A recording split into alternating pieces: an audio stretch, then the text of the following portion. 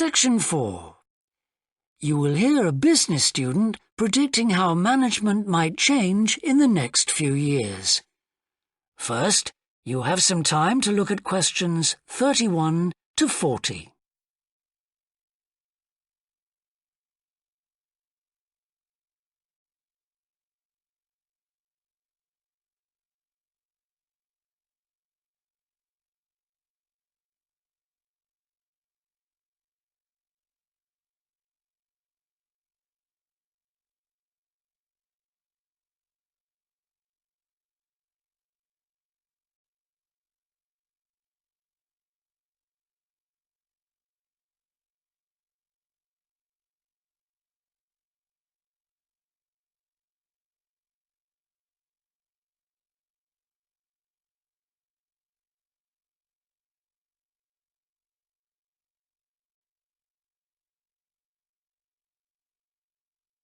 Now listen carefully and answer questions 31 to 40.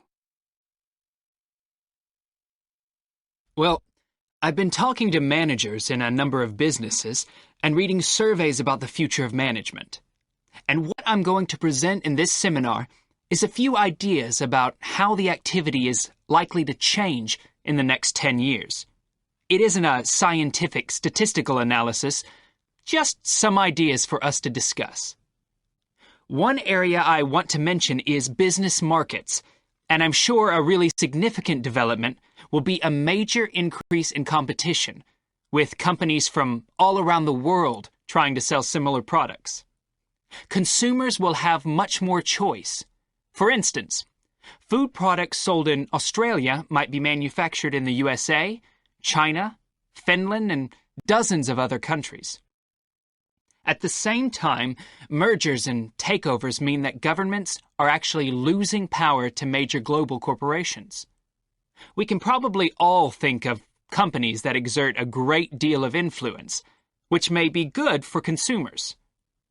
A third point I want to make about markets is that in the rapidly expanding economies, such as India, China, Brazil, and Russia, demand is growing very fast. This is putting pressure on resources all over the world. I think businesses are becoming more open to external influences. In particular, companies are consulting customers more and more before making their business decisions. Companies are finding out what they want and providing it, instead of making products and then trying to sell them, which is the model of years ago. Another influence is that concerns about the environment will force manufacturers to extend product life cycles to reduce the amount of pollution and waste. And, in some cases, regulation will need to be strengthened. Many societies are much more fluid and democratic, and the structure of companies is changing to reflect that. I think we're going to see a greater emphasis within companies on teams created with a specific project in mind. And when they're completed, the teams will be disbanded and new ones formed. More and more people see work as simply one part of their lifestyle, and not the most important one. And as the workforce is shrinking in some countries, businesses are having to compete for staff instead of being able to choose among a lot of applicants. Typical examples that will attract and retain staff are traditional ones like flexible hours and, something that has been made possible by advances in technology, remote working, with people based at their home, abroad, or almost anywhere they choose.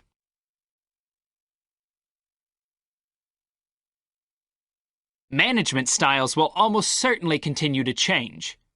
Senior managers will require a lot more than the efficiency that they've always needed. Above all, they'll need great skills in leadership so that their organization can initiate and respond to change in a fast-moving world where they face lots of competing requirements and potential conflicts. In most of the world, the senior managers of large businesses are mainly men in their 50s and 60s. The predominant style of management will almost certainly become more consultative and collaborative, caused, above all, by more women moving into senior management positions. Many of the changes are influenced by developments in the wider economy. The traditional emphasis of business was manufacturing, and of course the service sector is very important. But we shouldn't overlook the growing financial contribution of IP, that is, intellectual property. Some books and films generate enormous sums from the sale of related DVDs, music, games, clothes, and so on.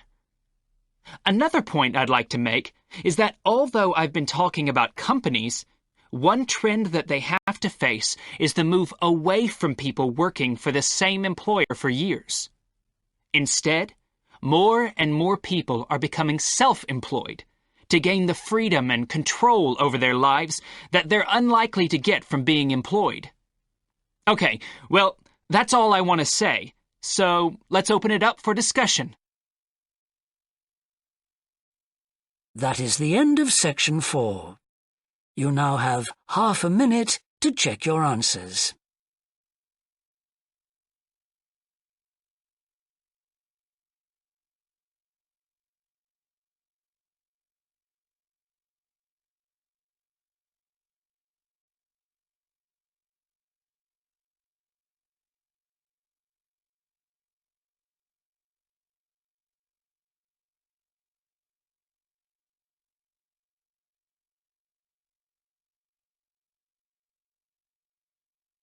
That is the end of the listening test.